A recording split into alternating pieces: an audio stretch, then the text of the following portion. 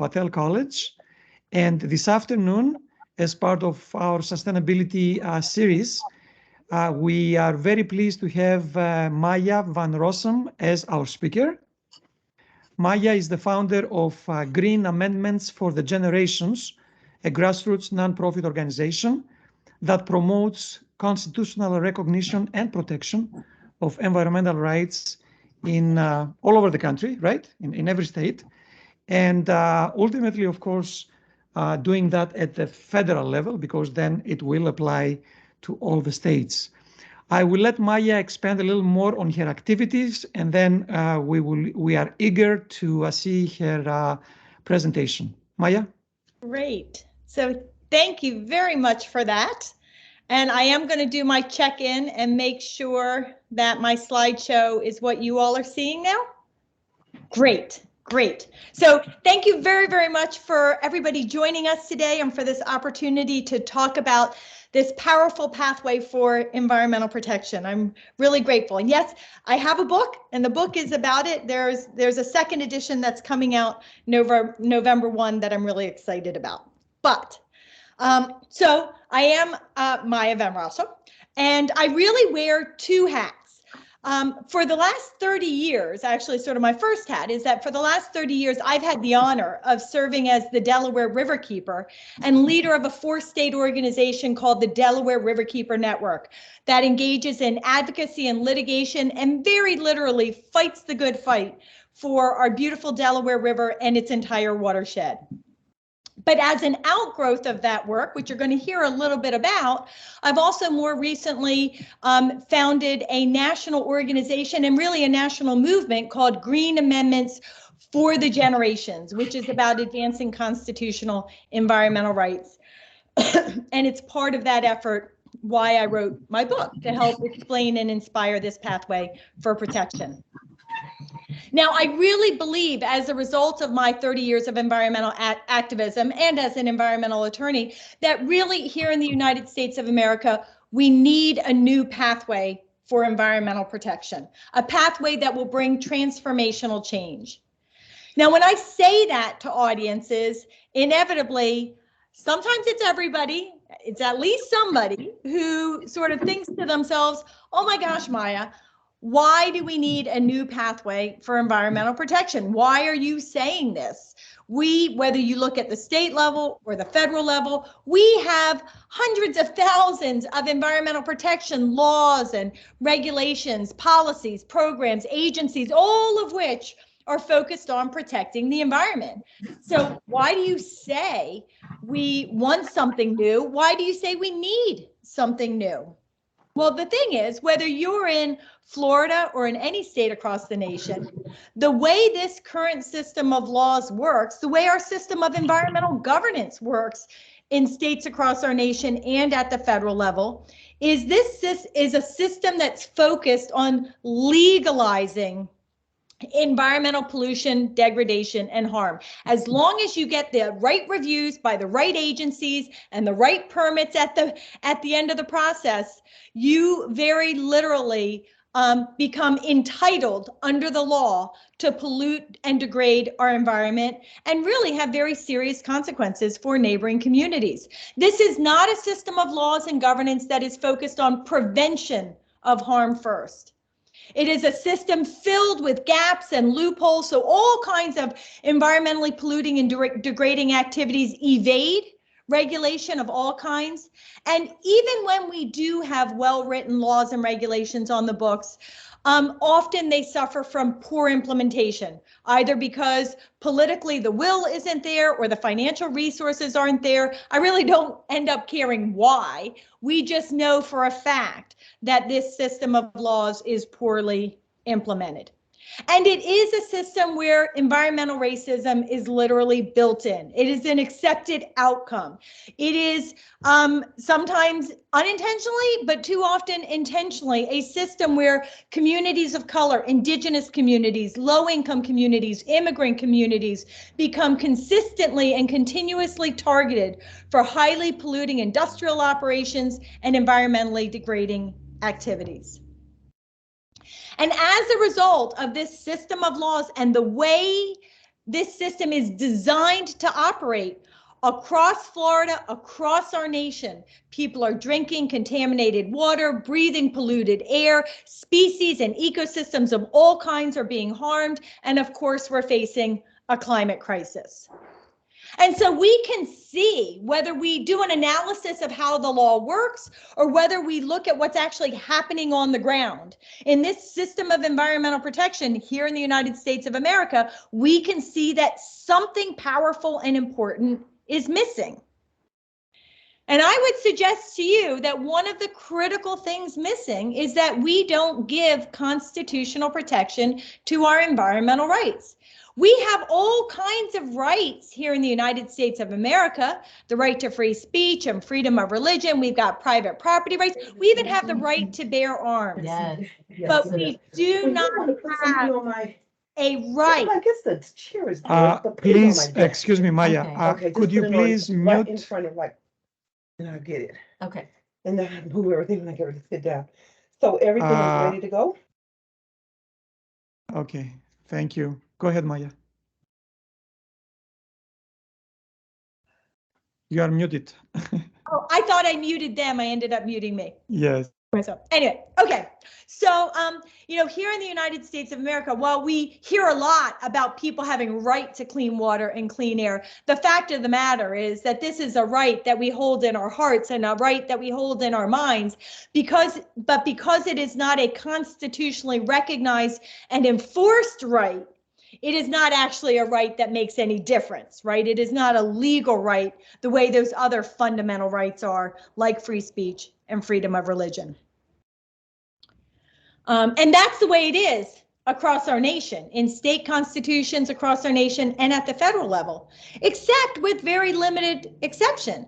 Actually, in the Commonwealth of Pennsylvania, in the Bill of Rights section of the state constitution, there is a constitutional right for all people to clean air and pure water and a healthy environment, and a constitutional obligation that all government officials at every level of government is constitutionally bound to protect the natural resources of that state for both present and for future generations.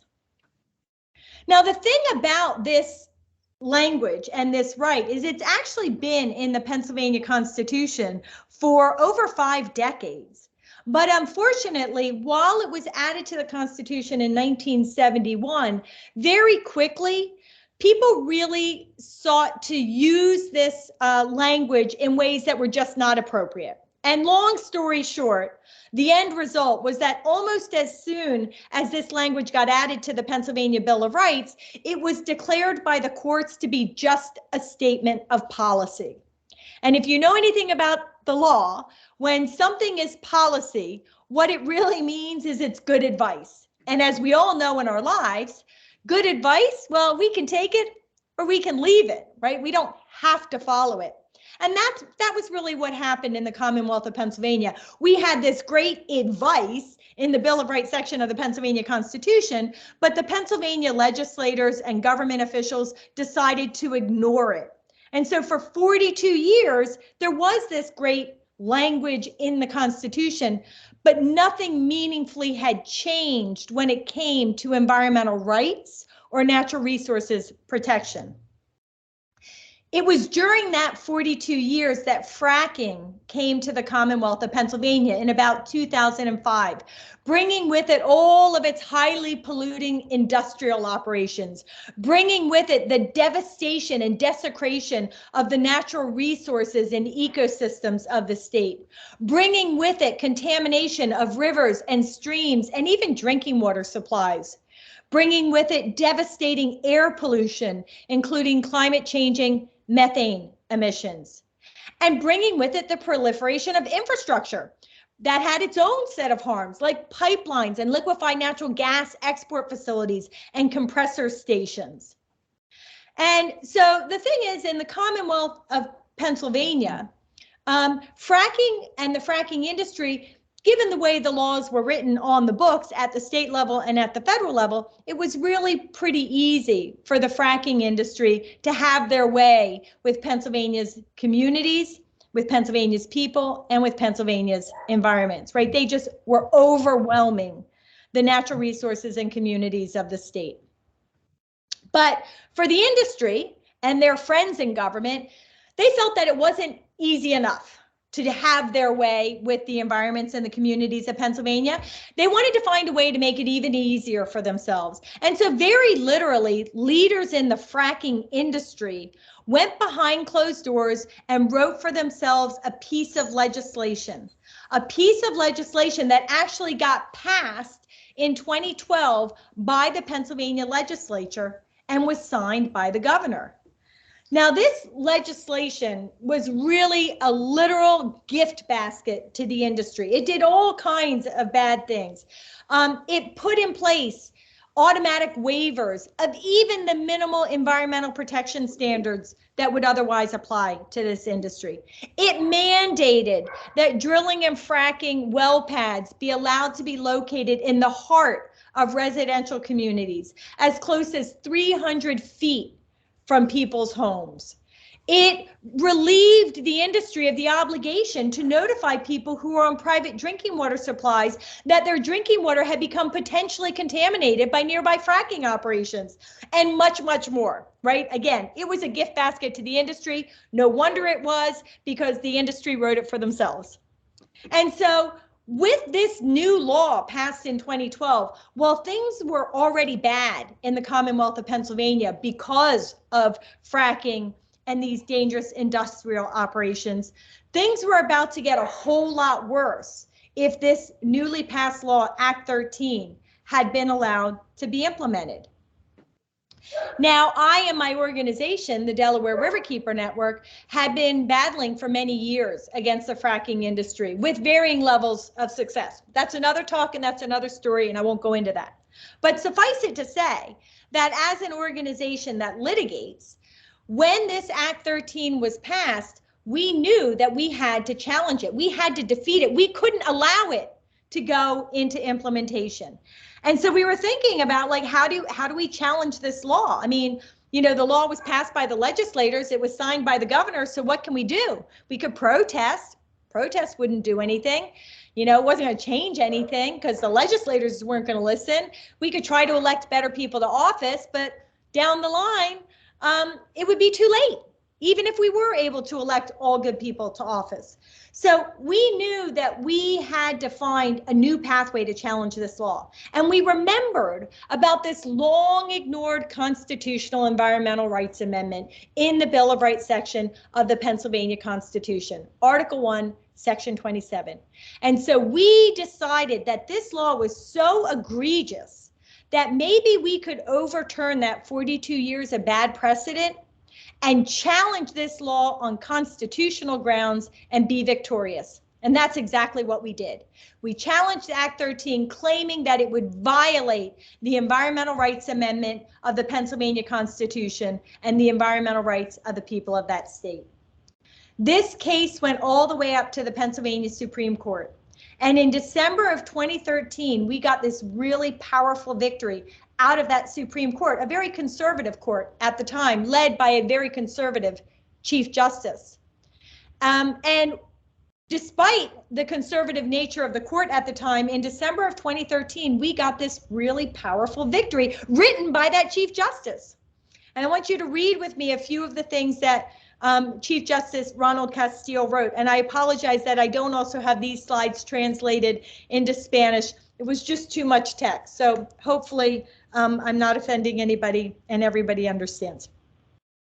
But what Chief Justice Castile wrote in his opinion that issued on December 19th of 2013 was that by any responsible account, the exploitation of the Marcellus Shale formation will produce a detrimental effect on the environment, on the people, their children, and future generations.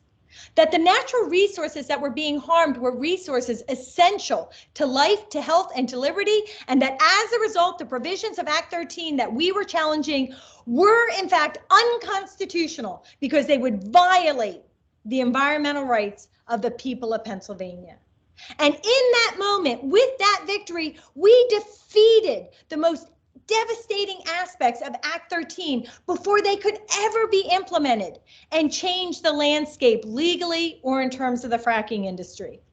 But at the same time, we breathed legal life into that long ignored Environmental Rights Amendment, giving the people of Pennsylvania a true right, an enforceable right to pure water, clean air, and a healthy environment.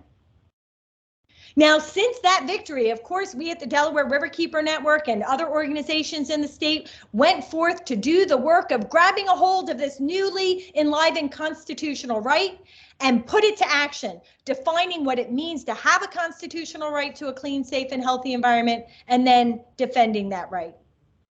But as we were going forth doing that work, I really had what I call my Green Amendment epiphany. I realized that there was actually a message in our victory for all people in all communities, in all states across our nation. The message that our environmental rights are worthy of highest constitutional recognition and protection. And that we needed communities across our nation to go forth and demand and seek and secure the passage of constitutional amendments like Pennsylvania has that would lift up environmental rights to that highest constitutional standing, what I call green amendments. And the reason why I say that I determined that we needed a movement to get these kinds of amendments passed was because I literally looked at every constitution across our nation. And what I found was that only Montana had an amendment like Pennsylvania had, right? So we only had 2 states that lifted up environmental rights to this highest standing. We actually, as I looked at these constitutional amendments, what I found is literally almost every state talks about the environment. Some even talk about environmental rights, but they don't do it in that same most powerful way. And I do want you to know at this point, we actually have a third, what I call Green Amendment state, the state of New York, because last year in November of 2021, New York added a constitutional environmental rights amendment to the Bill of Rights section of its state constitution. So now we have 3 states. Now, if you want to get this most powerful protection for the environment and environmental rights, not just any language will do. And we know that because, as I said, almost every state already talks about the environment and/or environmental rights in their constitutions, but it doesn't really change anything. It hasn't really done much legally. It certainly hasn't put environmental rights on par with the other human, civil, and political rights that we hold dear. So what do you need to give that highest standing to environmental rights? Well, you need language that's placed in the Bill of Rights section of the Constitution. That's where we place all the other human, civil, and political rights we hold dear. So if we want environmental rights to have that same constitutional protection and power, we need environmental rights to be placed in that same part of the Constitution. We need to be clear that we are protecting the rights of all people, and that we are protecting the life-sustaining essential elements of the environment, things like clean water and clean air, a stable climate, and healthy environments. We need to be clear that this language is self-executing, meaning that as soon as it gets added to the Constitution, it has legal enforceability and life. You don't have to look to the laws and find a law that somehow gives you this right. You can turn to the Constitution and your right to clean water and clean air if you find yourself in a situation where government officials have taken action that is allowing so much pollution that it's devastating your community and your lives. We have to be clear that we are creating an obligation that applies to all government officials, that they are now constitutionally bound to protect the natural resources of our state, and that they have to protect those resources and these rights for both present and future generations. Now, when we get this kind of constitutional green amendment, right, an environmental rights amendment that meets these key criteria that make it a green amendment, how do we change things? Well, we change things really powerfully. First off, environmental rights are given that highest constitutional protection. We all know how powerfully the right to free speech, freedom of religion, we all know how powerfully gun rights are protected here in the United States of America because they're recognized and protected in the Bill of Rights section of our state and federal constitutions. Well, now again, the environment gets that same most powerful recognition and protection. We refocus government so that they're now focused on preventing pollution, degradation, and harm. They're not hopping to the end of the process saying, what permit can we issue to legalize it? They have to focus first on prevention of harm because they are constitutionally bound to first focus on protecting this fundamental right.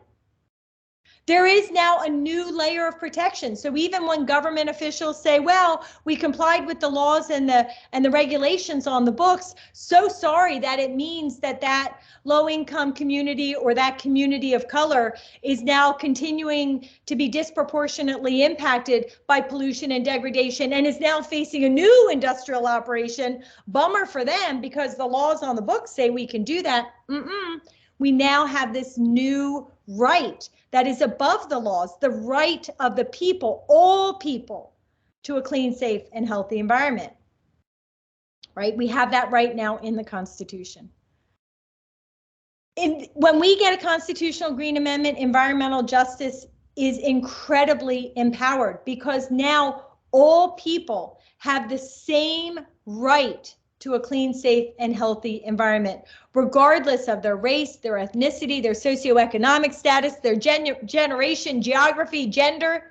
We all have the same right. And government officials become constitutionally bound to protect all people equitably. We can't have environmental sacrifice zones anymore. That disproportionate impacting creates a constitutional concern. We do genuinely have generational protection. Now when government officials are thinking about what they're going to do, actions they're going to take that impact the environment, they can't just think 1, 2, 3, 5, 10 years down the road. They really do have to think about future generations because those future generations have the same rights as the people here today. And we have court decisions that make that very, very clear. When you have the right language with the right generational protection and recognition, government officials must protect the rights of future generations on par with the rights of those of us who are here today. The Green Amendment becomes a powerful foundation for government officials to put in place new protections that are needed. But it also helps strengthen the laws that are already on the books because now all of those laws have to be interpreted and applied through the lens of constitutional environmental rights. If there's a way to interpret and apply a law that is weak and harmful, or a way that interprets and applies the law that is protective and meaningful, the Constitution necessarily steers our government officials to that more protective determination. It fills gaps in the laws, right? Like I said, there are a lot of gaps in the laws. One of the areas where there was a big gap, has been a big gap, is a big gap, is in the area in what are called forever chemicals, PFAS chemicals, that man-made family of chemicals that we're all hearing about that is proliferating drinking water supplies across the nation because it was used in firefighting foams and stain-resistant clothing and stain-resistant carpeting and Teflon pans. And because there was no regulation that prevented these chemicals from getting into the environment, they're all over the place. Not just in our water, not just in soils, not just in deer flesh, not just in the milk of dairy cows, but in the bodies of people, wreaking havoc.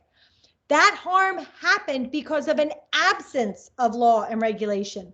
But if the people at the time that was all happening had a constitutional right to clean water, we, the people, could have turned to the Constitution and that right to get government action to prevent these devastating consequences.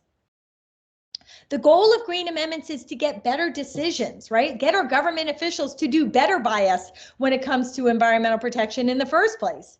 But the reality of a green amendment is when our government officials fail us, we, the people, get immediate access to the courts to try to vindicate our constitutional rights. And it isn't just about the law. Environmental or constitutional green amendments are also very empowering for people. Because now when environmental activists or community members rise up to protect their environment, they're not just fighting for people on the earth, but they're fighting for a constitutional right. And here in the United States of America, that reframing is very empowering. It's empowering for the activists themselves, but it's also empowering for the decision makers up on the dais who now can't just look down on them and say, oh, you're just a tree hugger or a fish lover. You're a job killer or a people hater. They now have to look at you and say, oh my gosh, you're a patriot fighting for a constitutional right. Now, this is a national movement that's starting at the state level with state leadership, where constitutional environmental rights are more accessible and very meaningful, because our states have an incredible level of power when it comes to environmental protection. But it is also a movement that includes the federal government, because at some point along our journey, we're going to get more and more amendments being advanced and passed.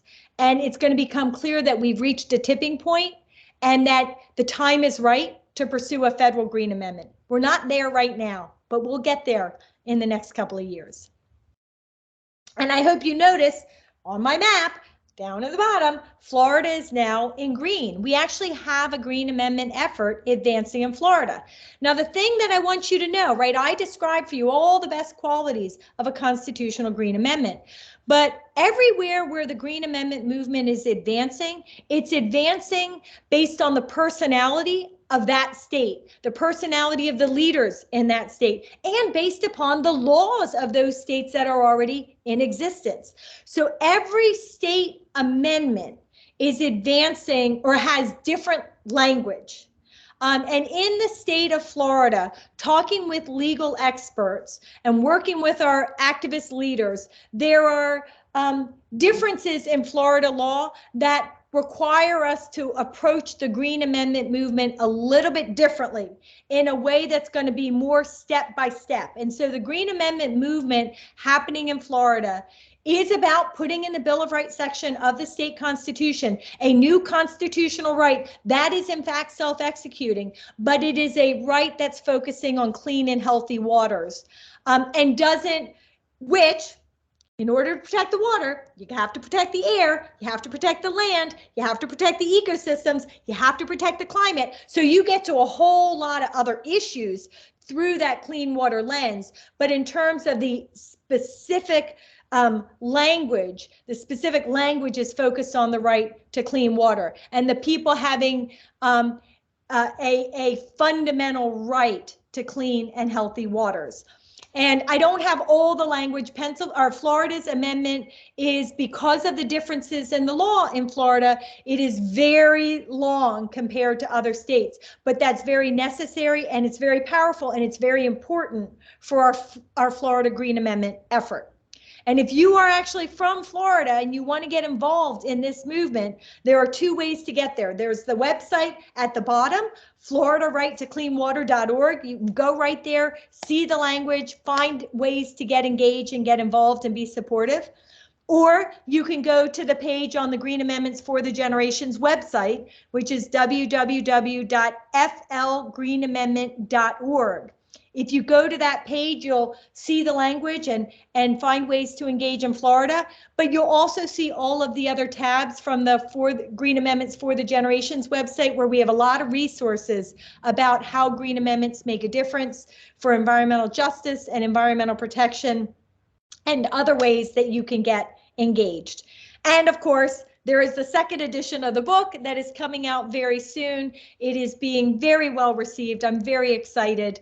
And it's filled with, it's not a dry legal tome. It really is filled with stories of people who are being harmed by environmental pollution and degradation, and or people who are fighting for a constitutional right to a clean, safe, and healthy environment and making a meaningful difference. And it's all about trying to inspire people and communities across our nation to join this Green Amendment movement. So with that, I will stop my screen sharing. And if you buy the book, all the proceeds get dedicated to this movement. So, but with that, I'm going to attempt to stop my screen sharing. And thank you all for listening. And actually, Maya, if you want, leave it on in case someone wants to ask a question about a specific, maybe something specific. It's up to you. Is it up still? Yeah, this is good. This is good. Great. All right, Maya, thank you very much. That's very inspiring. And 3 down and 47 to go, right? That's right. That's right. All right. At this point, I would like to open it up for questions, comments, thoughts.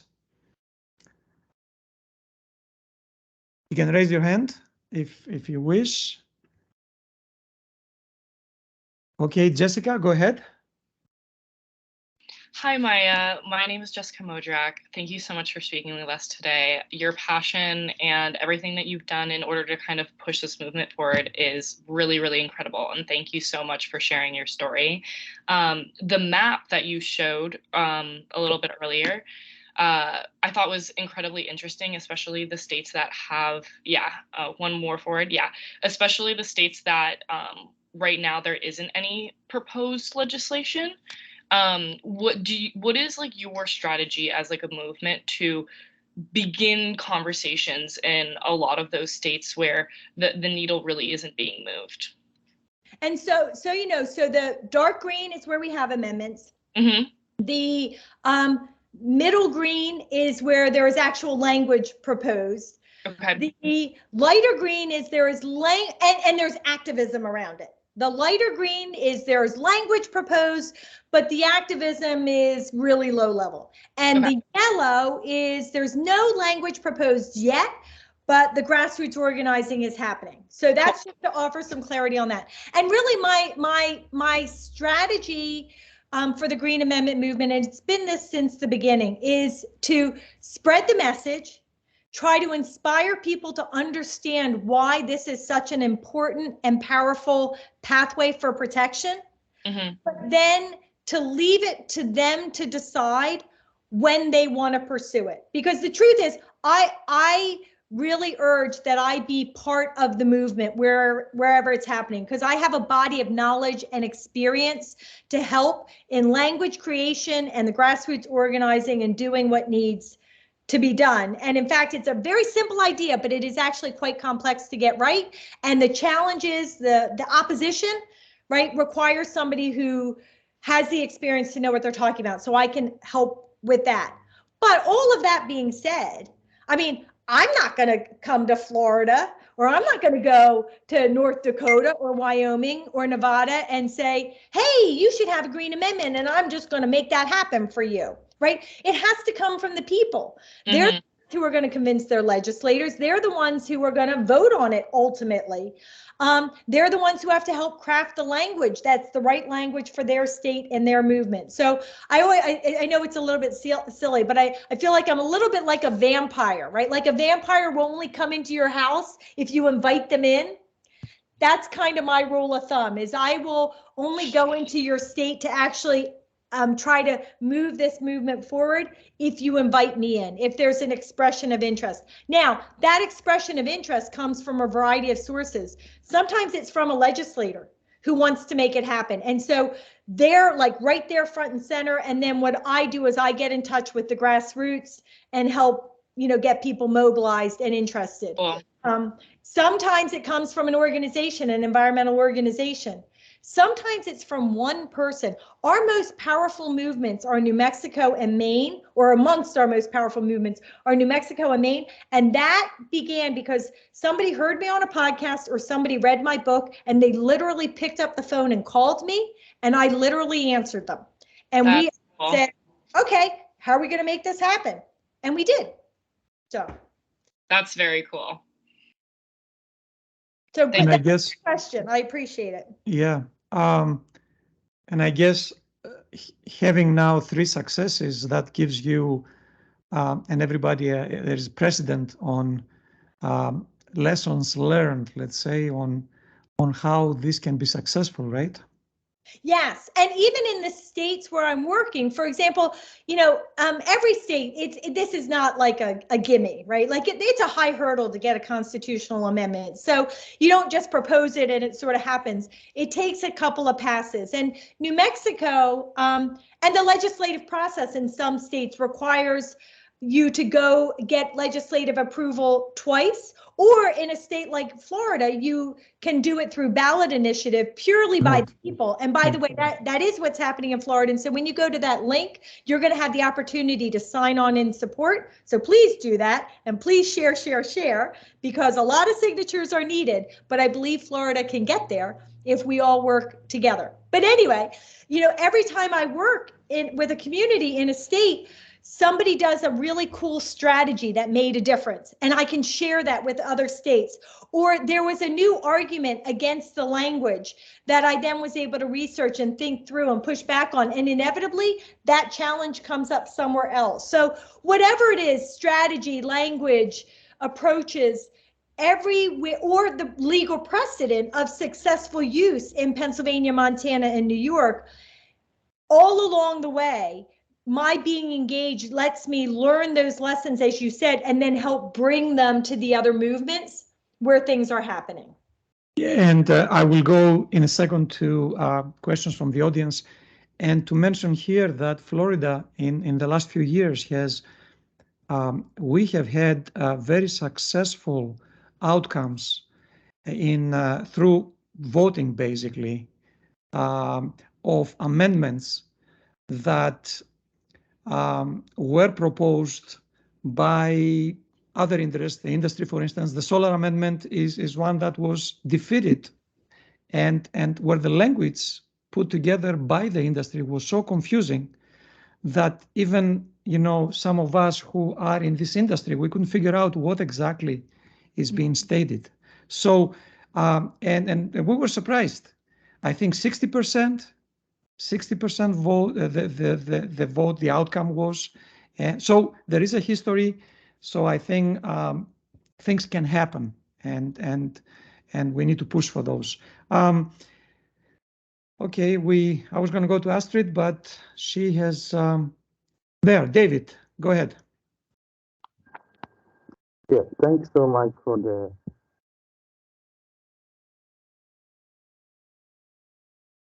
David, go ahead. You want to ask a question? We cannot hear you. Is it okay now? Can you hear me? We can barely hear you, but go ahead.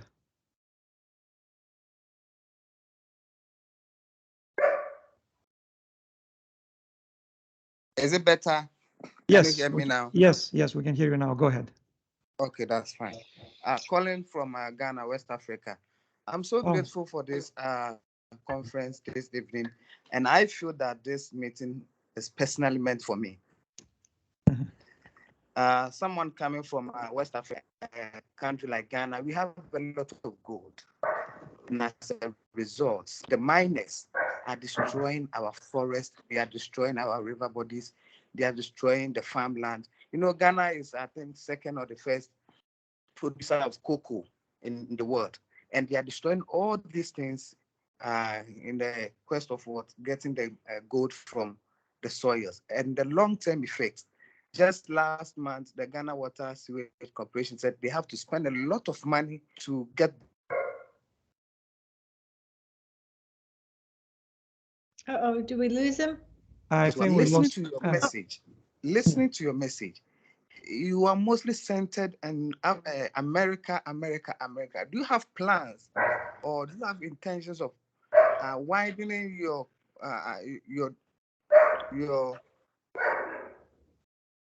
your efforts to fight climate change to other parts of the world, like Africa, Asia, the Amazon, where their effort or whatever they are doing has severe consequence on the environment and the climate? Thank you, David. I think, Maya, we got most of the question there. Yes. I guess whether or not I'm looking to expand internationally. Internationally, right. Appreciate the question. I get asked a lot about what's happening in other nations and other states. And you know, it's sort of similar to the United States. There are a lot of nations that talk about the environment, even environmental rights. Some even talk about the rights of nature in their constitutions. But the way the language is written, or where it's included in the Constitution, or how it actually gets implemented, doesn't have this same powerful effect of, like Pennsylvania, of putting environmental rights on par with those other fundamental rights that we all hold dear. But the thing is right, every nation, their laws operate differently. International law operates differently. I know that my knowledge and expertise is based in America's laws. So I feel like I can really get my handle around, hands around doing it here in the United States and making a powerful difference here. That being said, I do believe that the elements of what I talk about in how to secure this highest protection for environmental rights does in many ways translate to other nations. And I do sometimes get calls from activists in other countries, and I will do my best to share my knowledge and share my message.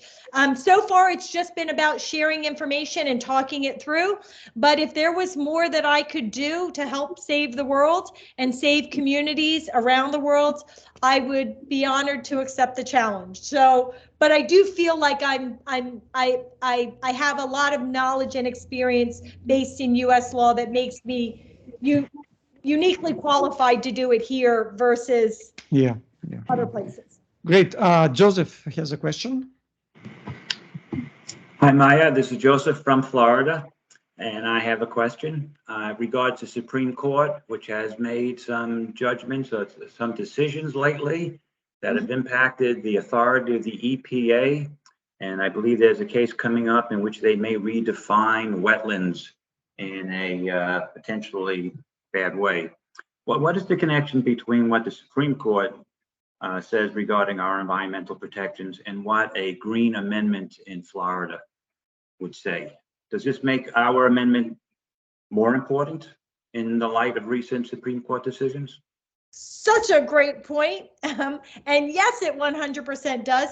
The recent U.S. Supreme Court decisions have taught us a lot of things about the power and importance of constitutional green amendments. Let's first start with bodily autonomy and the right to an abortion. One of the reasons why the U.S. Supreme Court was able to overturn 50 years of precedent on that issue, whatever you feel about it, is because the right to an abortion was not explicitly laid out in the Constitution. That right was read into other language. Because it wasn't explicit, the Supreme Court justices felt free and were free to interpret it out. By comparison, there was a challenge to a 100-year-old gun law in the state of New York, limiting the right to carry concealed weapons in the state that was really important to help protect people from gun violence.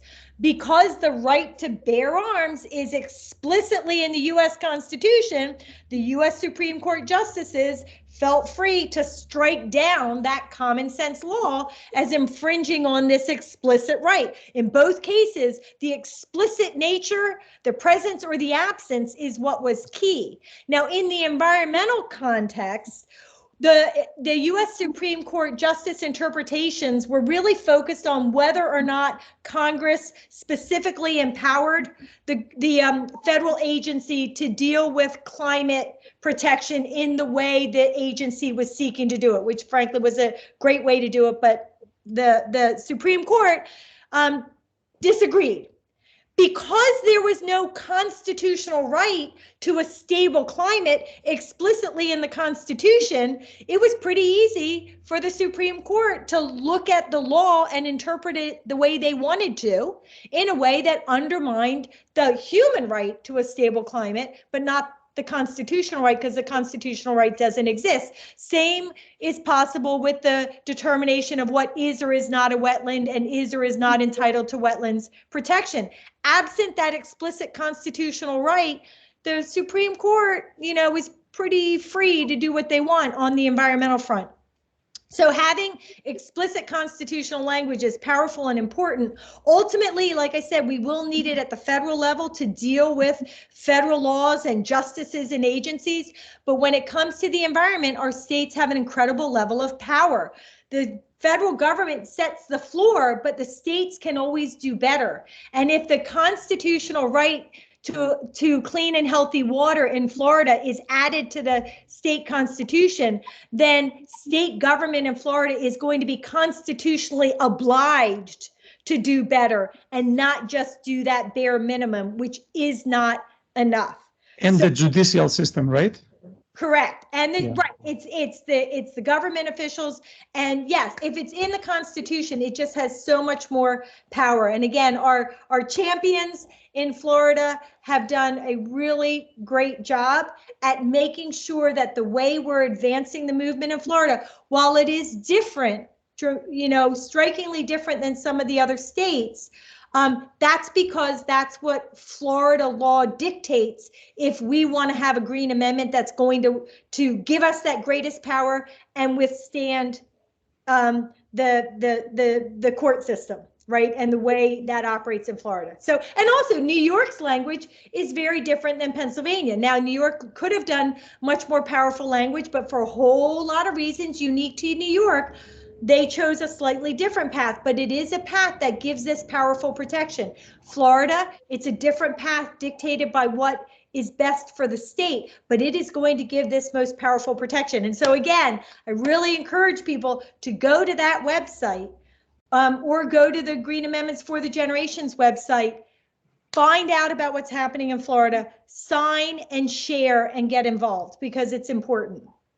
So Maya, we've reached the end of our time, but before we let you go, if people want to follow up with you, is there an email address to which, Sure. if you want to share it, maybe on the chat? Sure. Let me, Yeah. we'll do that. Where's this? Let me find, do I do conversation? No.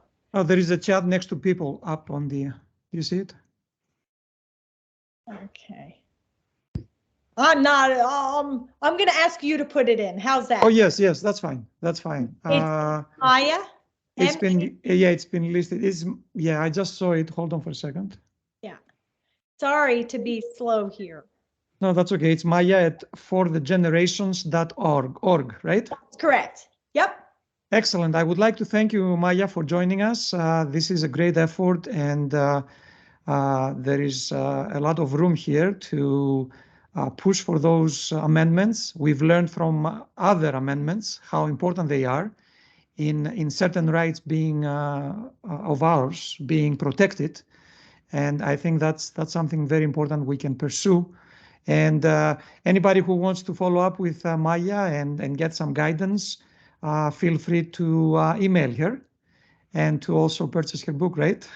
Yeah, 100%. The book has a lot of information in it. And again, written in an interesting way. And it's a great way to spread the word, because I can't tell you, it's like a way to get to people who aren't normally environmental activists or think of themselves, but it's a great way to really share the story in a way that I think resonates with all political parties, all kinds of people.